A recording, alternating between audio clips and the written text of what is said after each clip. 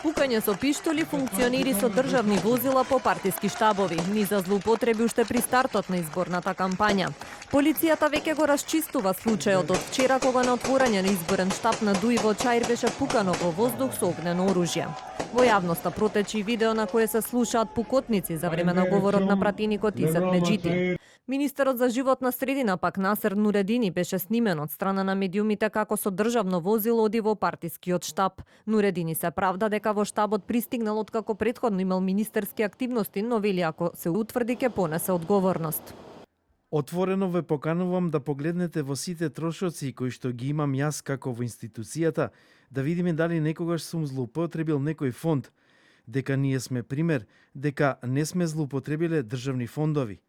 Власта пак уште пред официјалниот старт на кампањата тргна со пуштање во употреба на објекти заедно со кандидатите за градоначалници како и увиди на терен, а не изостанаа ниту лопатите и лентите.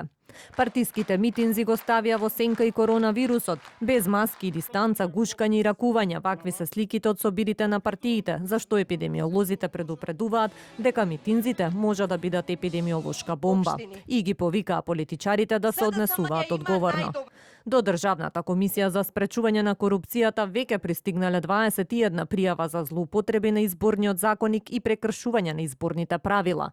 Но според антикорупцијска, политичките актери во изборната кампања умешно ги избегнуваат обврските од изборниот законник и ја заобиколуваат изборната регулатива.